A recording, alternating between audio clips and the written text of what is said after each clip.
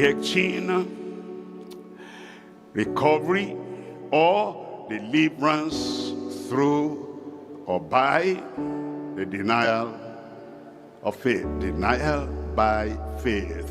What does that mean? You want to give him something. You want to give her something. And it says, by faith I reject it. What? By faith I reject it. The king of Sodom wanted to give Abraham something. And Abraham knew what the king of Sodom will keep in record in his palace. Because those kings, they had books of records. And he would say, you're hearing the name of Abraham, a great man, father of many nations. I lifted him up. Look at the record in our palace, that I was the one that made Abraham rich. And so the king of Sodom was going to offer him this. Give me the men, the people, and take the spoil of war. He said, me, Abraham, I've raised my hand to the God of heaven, that I will not take. That's rejecting something, but by faith.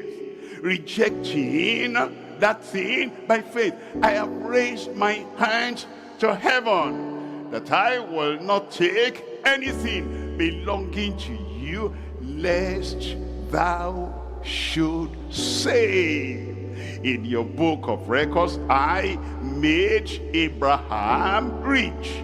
He was going to be rich. He was going to be high. He was going to be the father of many nations, and kings will come through him. But the credit will not go to the record of the king of Solomon. That's what it's saying here.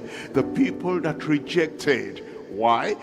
That's when we have to reject. If you have to compromise the faith, if you have to add something, superstition to Christ, if you have to add tradition to Christ, and you have to compromise and get into syncretic religion, and you say, okay, you're prayed in your church and it cannot be done, come over here, and they want to apply their voodoo, their tradition, their idol worship.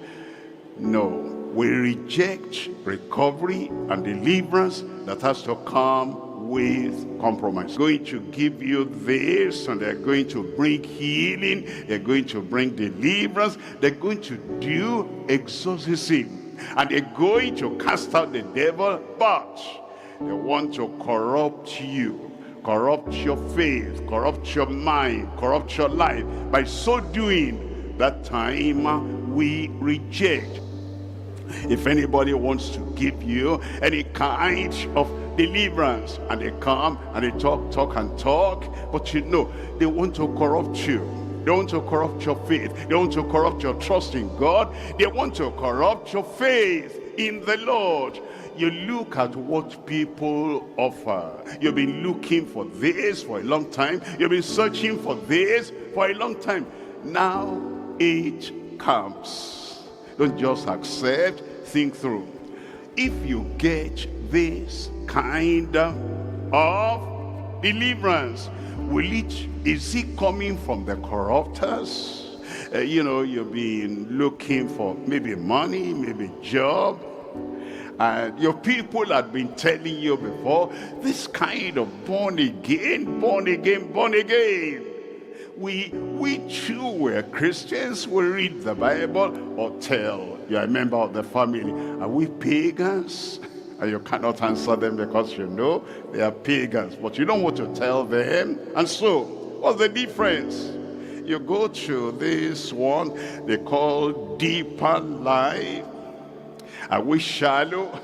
I don't know, you can tell. Are we superficial?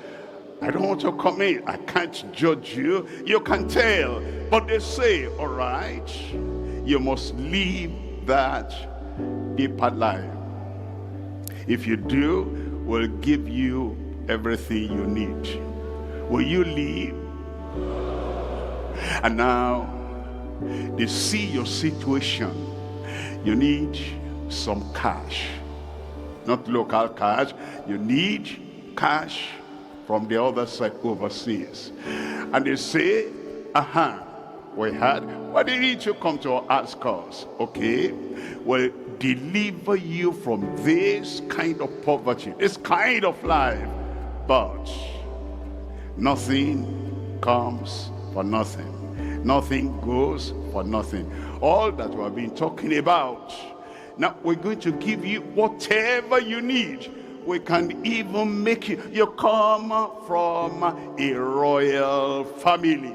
We'll give you this and give you this, but you know, the extra god and the extra idol of the family, you must bend and bow to that. But we'll give you all the money you need, everything you need, that at the time not to accept deliverance from the present situation. God will give you more.